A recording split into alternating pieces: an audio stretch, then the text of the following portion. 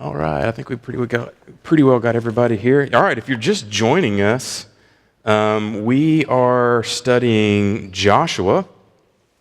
This week's chapter 6, and yes, y'all are probably wondering, wow, we've already almost halfway through the quarter, and we've only made it through chapter 6. We've got a good ways to go. We are going to speed it up once we get up moving. Once we get to about chapter 12, you'll see basically chapters 12 through about 21.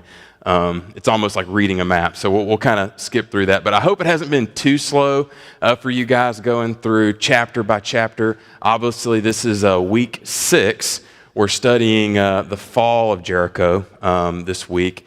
But I hope it hasn't been too slow. You've gotten to get some different perspectives on the book of Joshua from our different speakers, Ross Randall, Chris Fowler, Bryce Caldwell, and myself. I know I've enjoyed the study.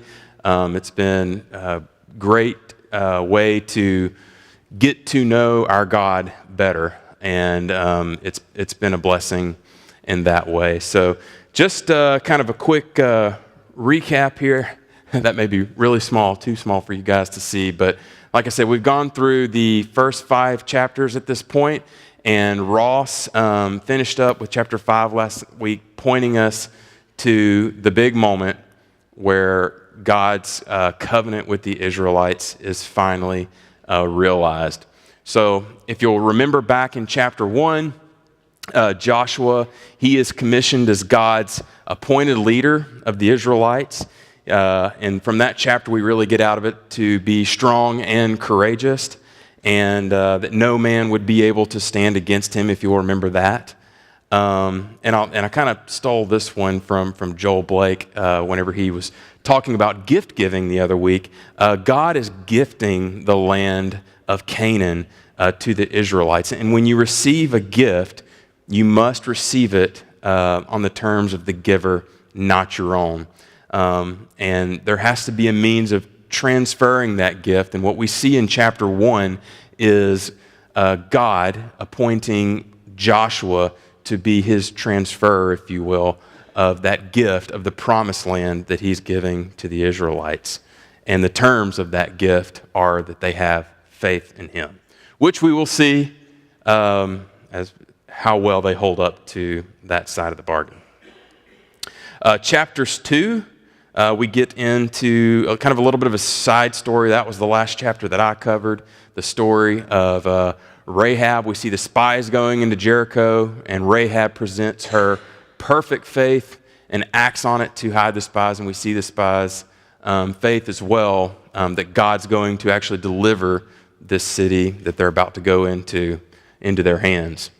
And then in chapter 3, God validates Joshua as his leader by providing passage across the Jordan. Chris spent a good bit of time going through that and pointing out some of the specifics of the Ark of the Covenant. Hopefully that was very interesting to you, and showing that all along the way, going out of Egypt into the wilderness, or into the wilderness, and then eventually into the land of Canaan, that God has been there with them every single step of the way. The main premise of that chapter being the Lord is salvation, as we've already discussed. Joshua's name means as well. And then in chapter 4, Bryce talked a little bit about the stone placement that was there in the Jordan River as they were crossing, and then on the once they got to the other side of the river, they also set up stones over there. And chapter 4, verse 24 covers that all of the peoples of the earth may know that the hand of the Lord, that it is his might. And then Ross picked up with us last week, chapter 5. We have an establishment of the new covenant through circumcision. I thought Ross was very graceful with that. That would have been a difficult chapter to cover. And then also we had the kind of a lot of things going on in that chapter. The first Passover in the Promised Land, and then we also meet this mysterious individual, the commander of the Lord's army. So, in short, that's our recap of the last 5 chapters. All right, so we're here. We're going into Jericho in this lesson today. Divide and conquer. One of the big things that I wanted to let's read the passage first. So now Jericho was shut up inside, and outside because of the people of Israel. None went out and none came in. And the Lord said to Joshua, "See, I have given Jericho into your hand with its king and mighty men of valor." Jericho, it's actually kind of interesting. It was a very good place to begin a military campaign, which speaks a lot to the military strategy that that Joshua had. He picked the center point right there in the middle of the Jordan, and he basically separated the forces of Canaan right off the bat. And that's what we're going to see later on in Joshua, both a northern campaign where forces are destroyed, and then also a southern campaign. Jericho, being that starting point, it was actually associated with the name Jericho is associated with a pagan moon god, and it is known as the City of Palms. One of the interesting things that I found out about Jericho, I don't know if any of you knew this, but Jericho is actually geographically the lowest city on earth. I did not realize that. At approximately 902 feet below sea level. It was also positioned in a great place right to the west of the Jordan, about 18 miles to the west of the Jordan, 16 miles from the west of the Jordan, about 8 miles west of the Israelites' camp at Gilgal. It was surrounded by an area that was very rich in resources. We've already kind of looked at. We know that they had much to be harvested around there, so it had very fertile farmland surrounding the city. So as a point to start your conquest, it would have been a very good place to do that. Whether or not the fact that it was sitting so low was part of God's plan, if that has any kind of significant meaning, I don't think that you can kind of speculate on that whether or not it does. But were the Israelites starting at rock bottom and working their way up? God begins his conquest with some of the lowest people on earth, both physically and spiritually. So I think that's something that we can kind of gain out of that. All right, so we talked a little bit about Jericho, at least the archaeological perspective of it, in the second class that I did whenever we were discussing Rahab and the spies. We're going to spend a little bit more time talking about that tonight, so I hope you get to take some of it away, find that it's interesting. I certainly did. As we talked about a few weeks ago, the archaeological excavation site of Jericho is known as Tel Es Sultan, or Tel Jericho. Does anybody remember what a tell is? Maybe from Mr. Marty's class? So a tell, basically what it is it is a archaeological mound that has had multiple cities built and rebuilt over time. And eventually, you can imagine, you begin to have these mounds that are rich in all kinds of things, from pottery to weapons, old resources, mud brick. And that's what we've got with ancient Jericho. So ancient Jericho, Tel Es Sultan, we talked about the fact that it was a double-walled city, as you can see from the image up there. It consisted of a lower revetment wall that was likely kind of basically just stone. And then on top of that revetment wall, they had a mud brick wall. And just beyond that, they had a plastered rampart.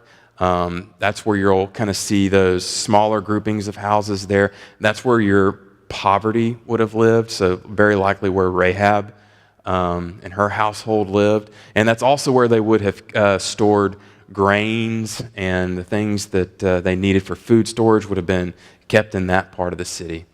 And then going on up to the upper portion of the rampart, you have another brick wall of mud brick, and inside that area, about 9 acres of property. And you're probably thinking, 9 acres of property, that's not really that big. Well, something to kind of keep in mind when you study ancient cities is that they are not near the size of the cities that we're used to today. Most definitely not as big as something like Houston, Probably not even, I mean, man, if you compared it to Lufkin or Longview, Texas, or Waco, or any of these Texas cities around here, I mean, any of those would be absolutely huge cities in comparison. So not really that big. And we're thinking probably only about 2,000 to 3,000 people is kind of what's been the estimate of what the number of or volume of people that lived in Jericho.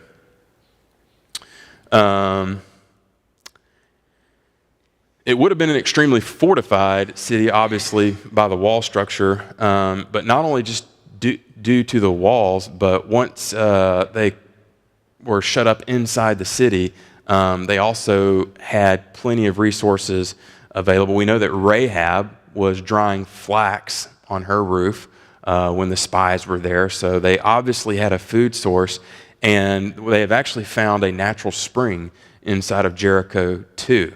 So they would have had a water source as well. So they were pretty well set up for being able to endure a pretty long siege. All right, and then that's just kind of a profile view there of that wall that we talked about. I think I showed that to you guys maybe in the last slideshow. That's Kathleen Kenyon. We're going to talk a little bit about her later on. She excavated the site between 1952 and 1956, and we'll see some of her drawings and find out a little bit more information about what's going on there. All right, pretty good bit of reading tonight, so bear with me. I promise we're going to get somewhere with it. So we'll start in verse 3 there, if you have your Bibles, chapter 6, verse 3. You shall march around the city, all the men of war going around the city once. Thus shall you do for 6 days. 7 priests shall bear 7 trumpets of ram's horns before the ark. On the 7th day, and you shall march around the city 7 times, and the priests shall blow the trumpets. And when they make a long blast with the ram's horn, when you hear the sound of the trumpet, then all the people shall shout with a great shout, and the wall of the city will fall down flat. And the people shall go up, everyone straight before him. So Joshua the son of Nun called the priests and said to them, take up the ark of the covenant, and let 7 priests bear 7 trumpets of ram's horns before the ark of the Lord. And he said to the people, go forward, march around the city, and let the armed men pass on before the ark of the Lord. All right, so we have the instructions that God has given Joshua to the people to march around the city. What's the one thing, did any of you hear the number 7 a pretty good number of times during that? I know I did.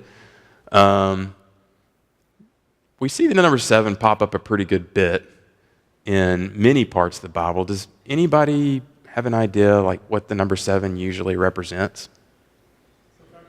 Perfection. Okay, I like that. So bear with me in this. We're gonna kind of dive into that. Let's see here. Okay, so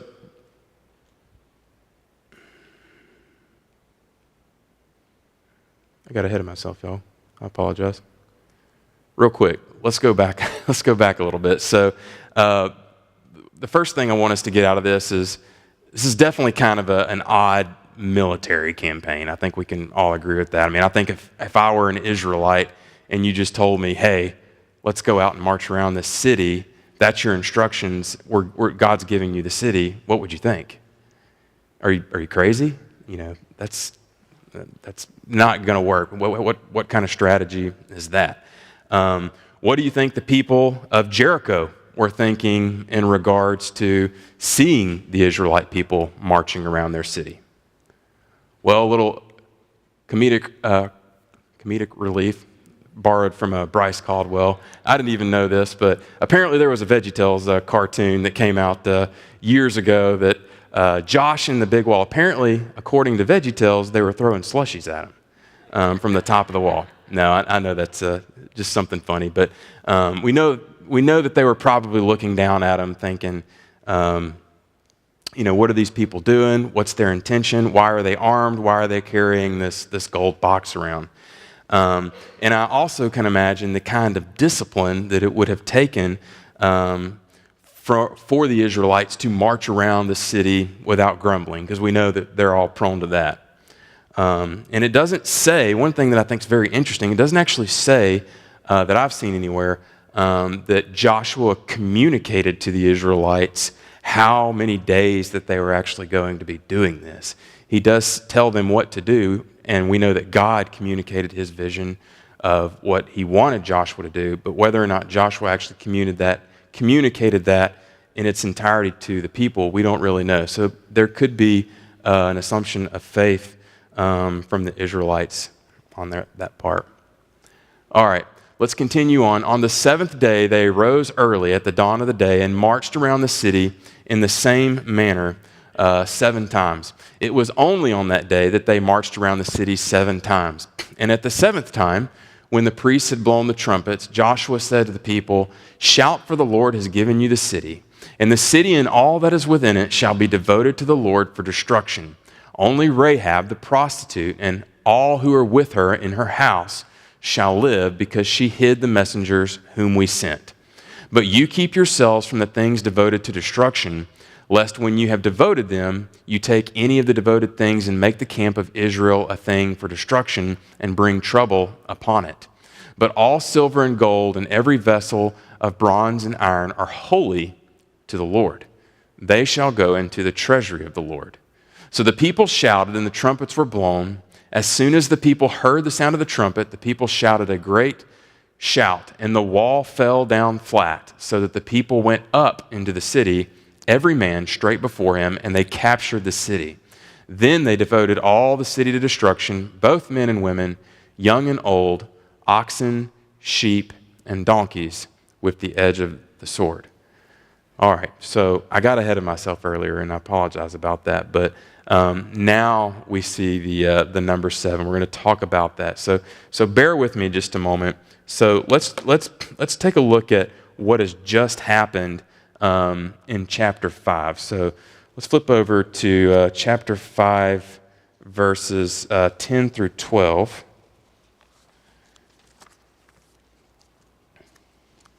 And it says, "While the people of Israel were camped at Gilgal, they kept the Passover on the 14th day of the month in the evening on the plains of Jericho. And the day after the Passover, on that very day, they ate of the produce of the land, unleavened cakes and parched grain. And the manna ceased that day after they ate of the produce of the land. And there was no longer manna for the people of Israel, but they ate the fruit of the land of Canaan that day." All right, so we know that the Israelites have just celebrated the Passover. If you're not familiar with the Jewish calendar, I was not familiar with the Jewish calendar until this. It does consist of a 12-month calendar, but I think it's interesting. Let's point out some things that are going on here with respect to time. The Passover occurred on the 14th day of the first month, which, like I said, by the way, was not January. It was actually the month of Nisan. So Nisan is the first month in the Jewish calendar, and it is not arranged like our typical Gregorian calendar. It is actually, the first month begins in around the March-April timeframe, and it is a lunar solar calendar, meaning that it follows the phases of the moon in sequence with the rotation of the earth, or the earth's movement around the sun. So that's how that calendar works. So Nisan begins in the spring, which makes sense chronologically with the placement of the Jordan in flood season. We know that from Chris's lesson that the waters were raging in the Jordan, that the Israelites had quite a feat to be able to cross such a large expanse of river in a time where it would have been flooding. So it's in the spring. We know that the harvest has either happened or is currently happening by the fact that Rahab was drying flax on the roof of her house, is where she hid the spies. And the reading corresponds with the conclusion of the Passover and the beginning of the second feast, which is the Feast of Unleavened Bread. Anybody guess how many days the Feast of Unleavened Bread takes place? 7. Very good. So it occurs 7 days, and it's basically begins the day after. So you have the 14th at twilight, which is when the Passover begins, and then the 15th is when the Feast of Unleavened Bread begins after that. That is typically when it's exactly as it sounds. For 7 days, that's what we just read of in chapter 5. They are partaking of that feast. And then let's go over to Leviticus chapter 23, where this was instituted. And we'll look at verse 4. So God is appointing the feasts to Moses and how they are to observe them, beginning with the Passover in verse 4. These are the appointed feasts of the Lord, the holy convocations which you shall proclaim at the time appointed for them. In the first month, on the 14th day of the month at twilight, is the Lord's Passover.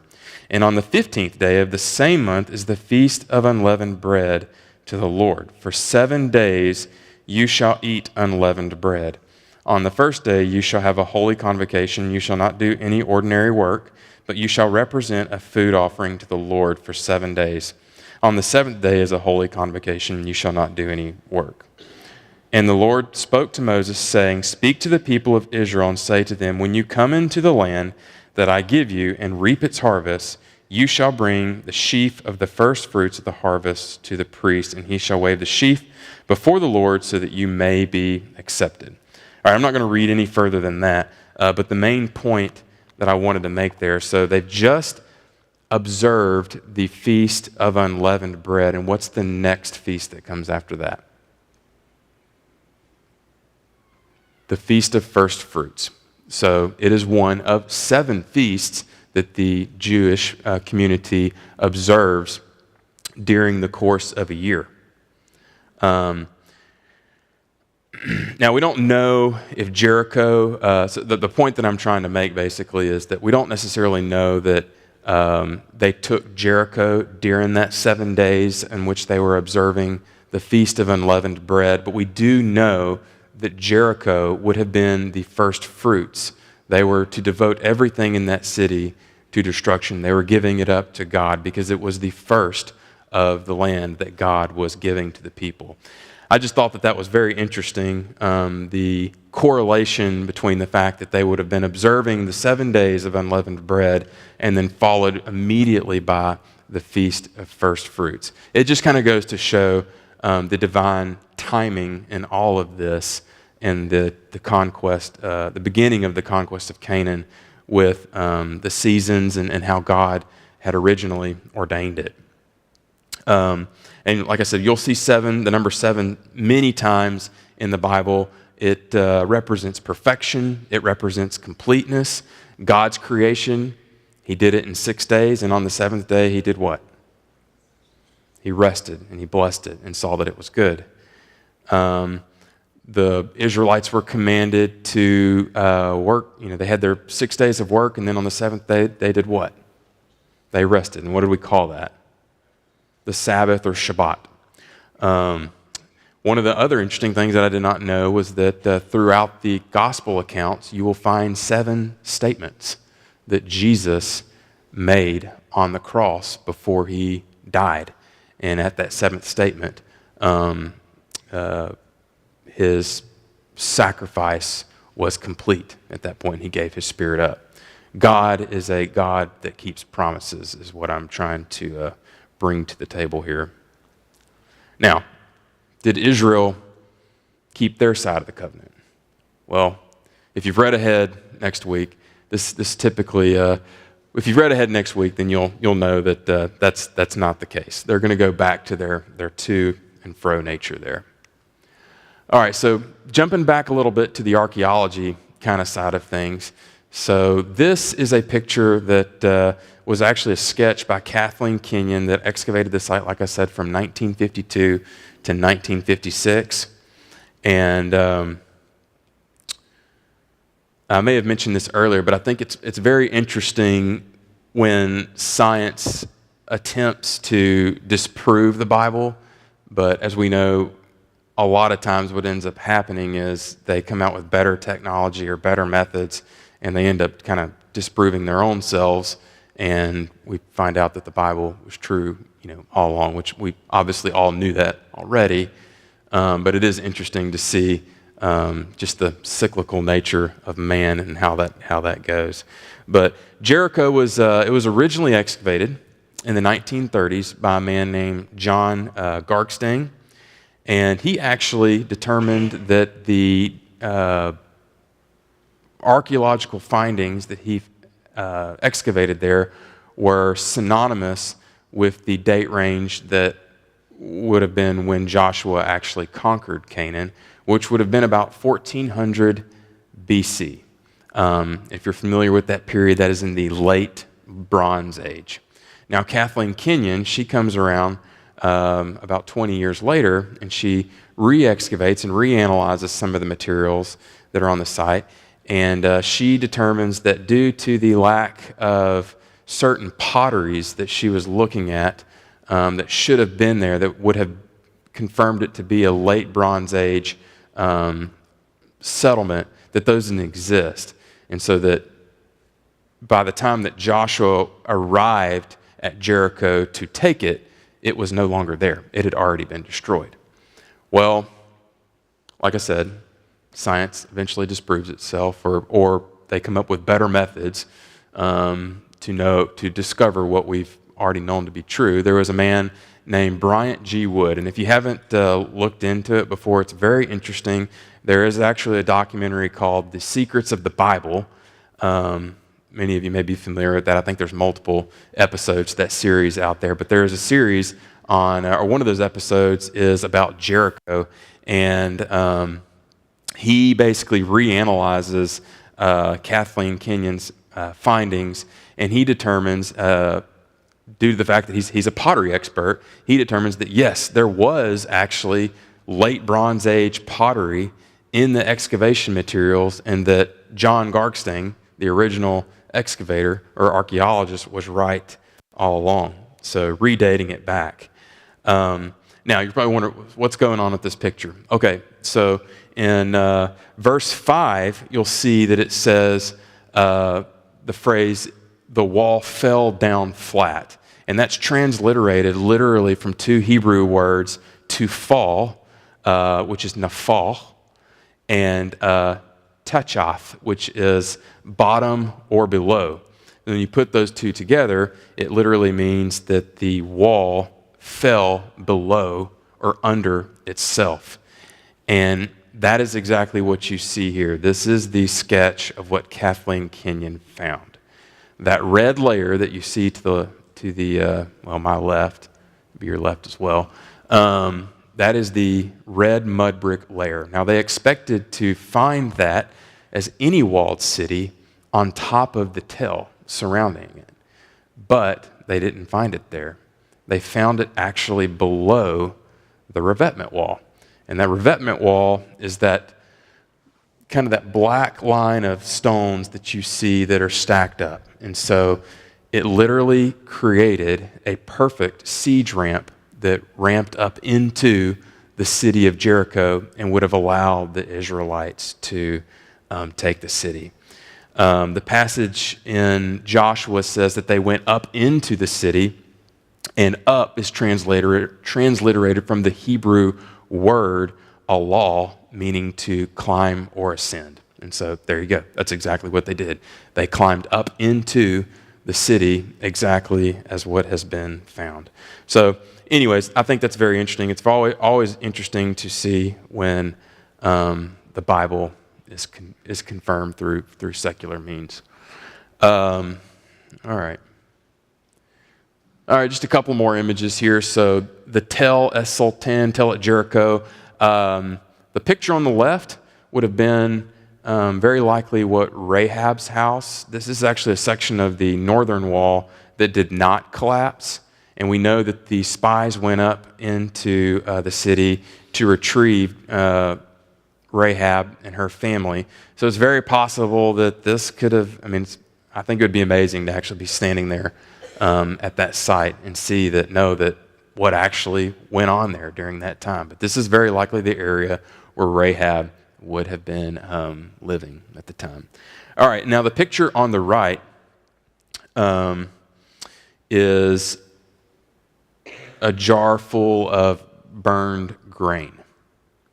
Now, why would they have found jars full of burned grain inside the city walls? Okay, sacrifices. Anybody else? Because they burned the whole city. That's it. They burned the whole city. So this is another evidence that I think, a great Christian evidence that I think is very interesting. So the Israelites, in this particular case at least, did in fact keep to God's word, and they devoted all that was in the city to destruction, verse 21. Now, what's interesting about this, so if you tried to disprove Jericho being a legitimate site, what would any army do that, let's just say it was a very short siege, and we know that the city was full of resources, full of storehouses. They had a water access there through the in-ground or the underground spring, and that they were full of stores that had lots of grain and food resources. What would any good army do as soon as they took the city? They'd take all the food, yeah. So it's very expensive to maintain an army, so you would take all the food that was there. So we know that it couldn't have been a short siege if you were looking at it from a secular perspective. So then you ask the question, well, what if it was a long siege? Well, if it was a long siege, would all the food be there? Probably not, right? The people inside the city walls would have consumed it over time. So just another interesting perspective, I think. This is a very unusual thing to find a site like this where the food resources was just burned, was never used.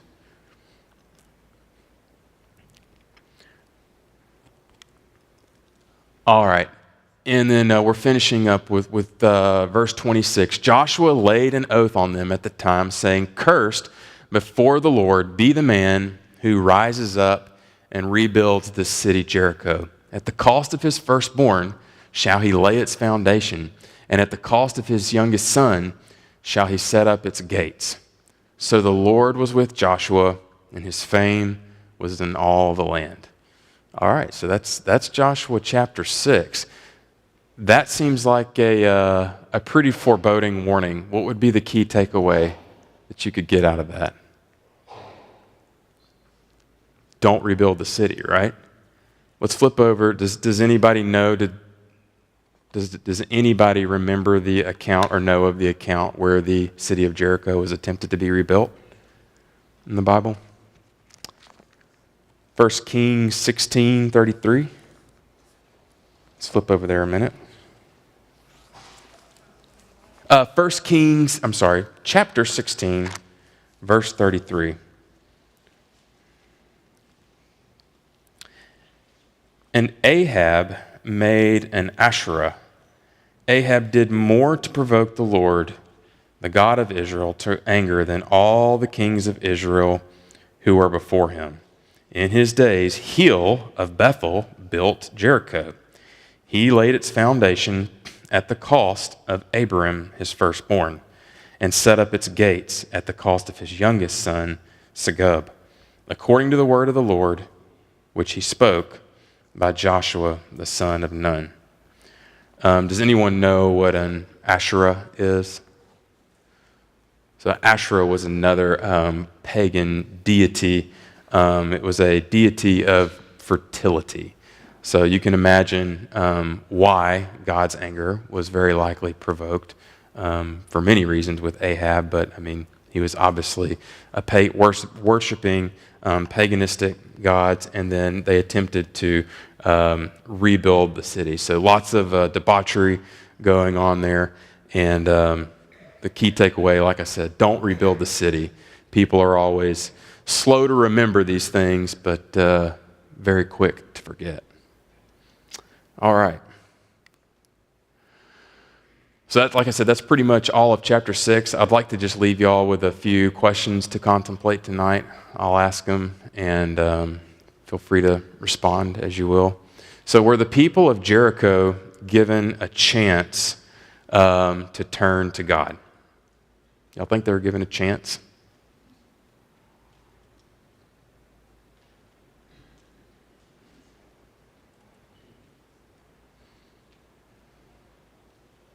Anybody? I can stand here a while now. I'm kidding.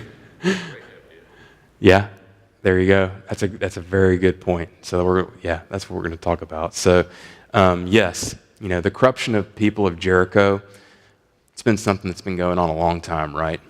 I would say they had many opportunities to turn to God. Where do we, when God is making his promise to Abraham in Genesis chapter 15, verse 16, he says, "And they shall come back here in the 4th generation, for the iniquity of the Amorites is not yet complete." So God is patient, but he knew the direction that these Amorites were headed.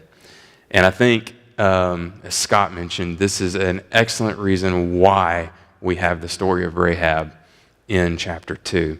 It's so that we can see that despite everything that she has always known for probably generations and generations, she saw and recognized God, and she made that choice to turn away.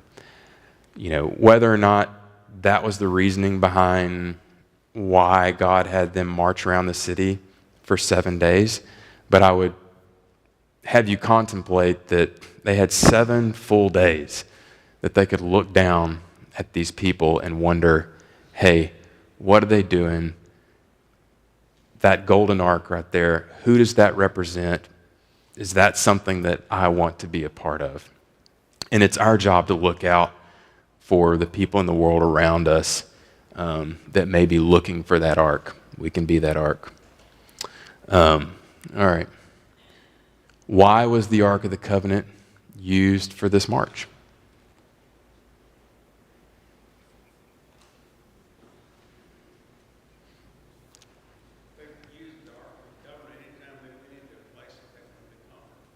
Okay, so he said they used the ark anytime they were going into places that they wanted to conquer.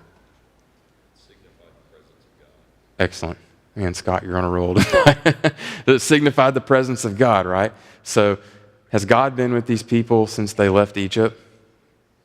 Absolutely. He's been with them every step of the way. Even when they forsook him and went to the wilderness, he was still with his people.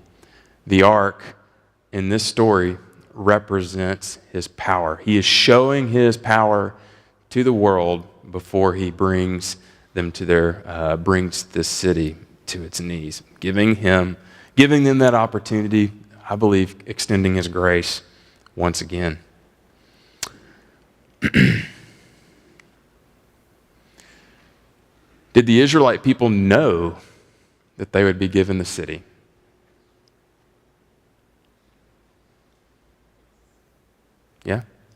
Yeah, I would say so. It demonstrated, yes, if they demonstrated their faith, even though they didn't know exactly when, as we discuss, they should have known that God will and always does provide. All right, last question. This may be a doozy. Are we promised salvation today, and how is this new covenant fulfilled? All right. Let's finish up real quick. I know this is kind of opening a can of worms with Galatians, but actually this is kind of more like opening a 5-gallon bucket of worms. But let's read verses 16 through 20.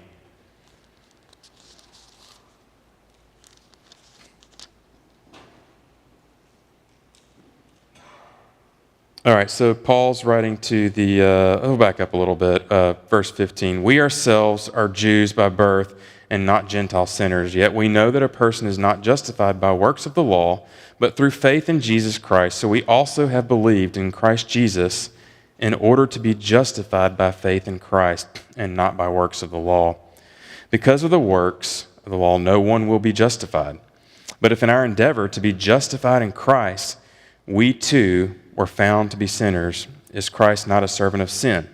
Certainly not. For if I rebuild what I tore down, I prove myself to be a transgressor. For through the law I died to the law so that I might live to God. I have been crucified with Christ. It is no longer I who live, but Christ who lives in me. And the life I now live in the flesh, I live by faith in the Son of God who loved me and gave himself for me. I do not nullify the grace of God, for if righteousness were through the law, then Christ died for no purpose.